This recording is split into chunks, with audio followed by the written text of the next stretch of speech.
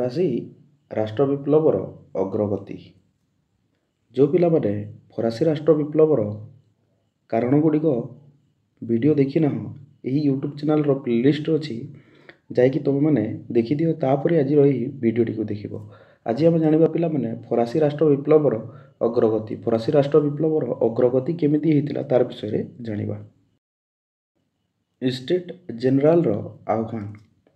1600 Louis ସମୟରେ ଫ୍ରାନ୍ସର ଅବସ୍ଥା ଏତେ ଗୁରୁତର ହୋଇଗଲା ଯେ ତାଙ୍କ ପାଖରେ ଆଉ କୌଣସି ଉପାୟ ନଥିଲା। ତେଣୁକରି ସେ ଷ୍ଟେଟ୍ ଜେନେରାଲର ଗୋଟେ ବୈଠକ ଡକାଇଲେ ଏବଂ ସେହି ଷ୍ଟେଟ୍ ଜେନେରାଲର ବୈଠକ ଡକାଇଥିଲେ 5 ମେ 1789 ମସିହାରେ।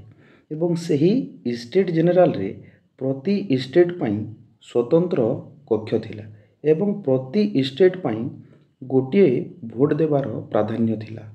ପ୍ରଥମ ଏବଂ ଦ୍ୱିତୀୟ ଶ୍ରେଣୀ ତୃତୀୟ ଶ୍ରେଣୀକୁ ପରାସ୍ତ କରିଦେଉଥିଲେ।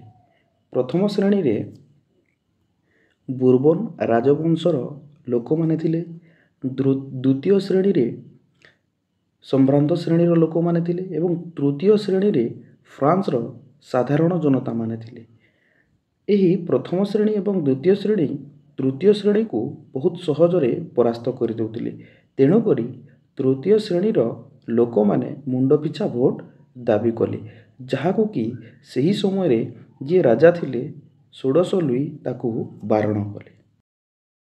ଯେତେବେଳେ ଫ୍ରାନ୍ସର ତୃତୀୟ ଶ୍ରେଣୀର ଲୋକମାନେ ଷ୍ଟେଟ୍ ଜେନେରାଲ ମିଟିଂରେ ତାଙ୍କର ଦାବି ପୂରଣ ହେଲା ନାହିଁ, ସେମାନେ ଟେନିସ୍ ପଡ଼ିଆ ଶପଥ ଗ୍ରହଣ କଲେ ଏବଂ ଏହି ଟେନିସ୍ ପଡ଼ିଆ ଶପଥ ସଂଗଠିତ ହୋଇଥିଲା 20 ଜୁନ 1789 ମସିହାରେ। କାହିଁକି ହେଇଥିଲା? ଏହି ତୃତୀୟ ଶ୍ରେଣୀର ଲୋକମାନେ ଯେହେତୁ ଷ୍ଟେଟ୍ ଜେନେରାଲରେ ଅପମାନିତ ହୋଇଥିଲେ, ତେଣୁକରି ସେମାନେ ଏହି ଟେନିସ୍ ପଡ଼ିଆ ଶପଥ ଗ୍ରହଣ କରିଥିଲେ। ସେହି ଟେନିସ୍ ପଡ଼ିଆ ଶପଥ କେଉଁଠି ସଂଗଠିତ ହୋଇଥିଲା? ନିକଟ ଟେନିସ୍ ପଡ଼ିଆରେ ହିଁ ଏକତ୍ରିତ ହୋଇକି ଏହି ଟେନିସ୍ ପଡ଼ିଆ ଶପଥ ଗ୍ରହଣ କରିଥିଲେ ଏବଂ ଏହି ଟେନିସ୍ ପଡ଼ିଆ ଶପଥରେ ସେମାନେ ଫ୍ରାନ୍ସ ପାଇଁ ଏକ ସମ୍ବିଧାନ ତିଆରି ନହେବା ପର୍ଯ୍ୟନ୍ତ ଏକତ୍ରିତ ରହିବେ ବୋଲି ଏହି ଫ୍ରାନ୍ସର ତୃତୀୟ ଶ୍ରେଣୀର ଲୋକମାନେ ଶପଥ ନେଇଥିଲେ ଏବଂ ଏହାକୁ ଟେନିସ୍ ପଡ଼ିଆ ଶପଥ ବୋଲିକି କୁହାଯାଏ। ବାଷ୍ଟିଲ ଦୁର୍ଗ ଆକ୍ରମଣ। ଫ୍ରାନ୍ସର ସାଧାରଣ ଜନତା ବାଷ୍ଟିଲ ଦୁର୍ଗକୁ ଆକ୍ରମଣ କଲେ 14 ଜୁଲାଇ 1789 ମସିହାରେ। ଏହି ବାଷ୍ଟିଲ ଦୁର୍ଗ ଅତ୍ୟାଚାରୀ ଶାସନର ପ୍ରାଣକେନ୍ଦ୍ର ଥିଲା। ଫ୍ରାନ୍ସର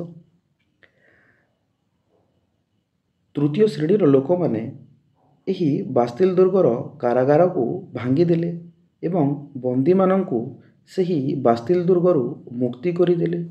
ବାଷ୍ଟିଲ ଦୁର୍ଗରେ ଥିବା ଗଭର୍ଣ୍ଣର ଓ ଦୁର୍ଗରକ୍ଷୀମାନଙ୍କୁ ହତ୍ୟା କଲେ ଏବଂ ବାଷ୍ଟିଲ ଦୁର୍ଗର ପତନ ହେଲା।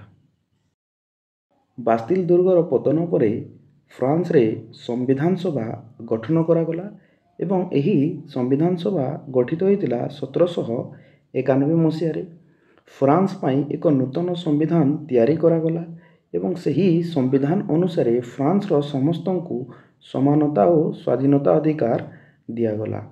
ସମସ୍ତ ଲୋକମାନଙ୍କୁ କର ପ୍ରଦାନରୁ ମୁକ୍ତ କରିଦିଆଗଲା ଏବଂ ଯୋଗ୍ୟତା ଅନୁସାରେ ସାଧାରଣ ଜନତାଙ୍କୁ ବିଭିନ୍ନ ପଦବୀ ଦିଆଗଲା ଏବଂ ବିନା ବିଚାରରେ ଯେଉଁ ସାଧାରଣ ଜନତାଙ୍କୁ ବୁର୍ବନ ରାଜାମାନେ ବନ୍ଦୀ କରୁଥିଲେ, ସେହି ବିନା ବିଚାରରେ ଲୋକ ବନ୍ଦୀ କରିବା ପ୍ରଥାକୁ ବେଆଇନ ବୋଲିକି ଘୋଷଣା କଲେ ଫ୍ରାନ୍ସର ସାଧାରଣ ଜନତା। ସାମନ୍ତ ଓ ଧର୍ମଯାଜକଙ୍କ ଦେଶ ଛାଡ଼ିବା। ଏଇଟା ଧର୍ମଯାଜକ କରିଦେବ ପିଲାମାନେ ଯେ ସାମନ୍ତ ଏବଂ ଧର୍ମଯାଜକମାନେ ଦେଶ ଛାଡ଼ିଲେ। ବିଦେଶରେ ସେମାନେ ଫରାସୀ ବିପ୍ଳବ ପାଇଁ ବିଦେଶରେ ପ୍ରବର୍ତ୍ତାଇଲେ।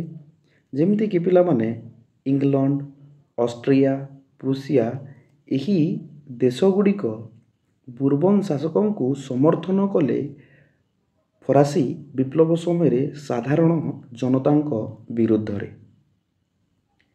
ସାମନ୍ତ ଏବଂ ଧର୍ମଯାଜକମାନେ ଦେଶ ଛାଡ଼ିଲେ ଏବଂ ସେହି ସାମନ୍ତ ଏବଂ ଧର୍ମଯାଜକମାନେ ଫରାସୀ ବିପ୍ଳବକୁ ବିଦେଶରେ ପ୍ରବର୍ତ୍ତାଇଲେ। ଯେମିତିକି ଇଂଲଣ୍ଡ, ଅଷ୍ଟ୍ରିଆ, ପ୍ରୁସିଆ ଏହି ଦେଶଗୁଡ଼ିକ ବୁର୍ବନ ଶାସକଙ୍କୁ ସମର୍ଥନ ମଧ୍ୟ କରିଥିଲେ।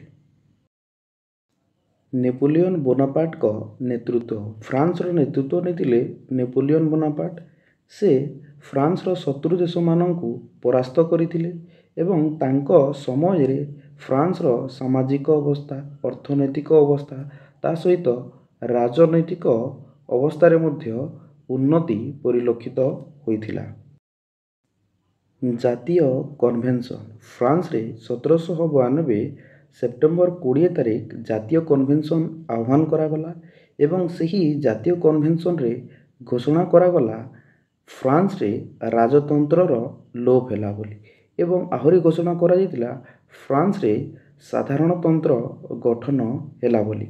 ତା ସହିତ ନୂତନ ସମ୍ବିଧାନ ମଧ୍ୟ ଏହି ଜାତୀୟ କନଭେନସନରେ ଘୋଷଣା କରାଯାଇଥିଲା ଫ୍ରାନ୍ସ ପାଇଁ। ଗିଲୋଟିନ୍। ଫ୍ରାନ୍ସର ରାଜାରାଣୀ ଛଦ୍ମବେଶରେ ରାତ୍ରିରେ ଫ୍ରାନ୍ସ ଦେଶ ଛାଡ଼ି ପଳାୟନ କରୁଥିଲେ ଏବଂ ସେହି ଫ୍ରାନ୍ସର ରାଜାରାଣୀ ବିପ୍ଳବୀମାନଙ୍କ ହାତରେ ଧରାପଡ଼ିଲେ। ଷୋଡ଼ଶ ଲୁଇ ଓ ମେରୀ ଆନ୍ତୋଇନେଟଙ୍କୁ ମୃତ୍ୟୁଦଣ୍ଡ ଦେଲେ ଫ୍ରାନ୍ସର ସାଧାରଣ ଜନତା 1793 ମସିହାରେ ଗିଲୋଟିନ୍ ଯନ୍ତ୍ର ସାହାଯ୍ୟରେ ଏବଂ ଫ୍ରାନ୍ସ ତାର ସ୍ୱାଧୀନତା ଦିବସ ପାଳନ କଲା 14 ଜୁଲାଇରେ।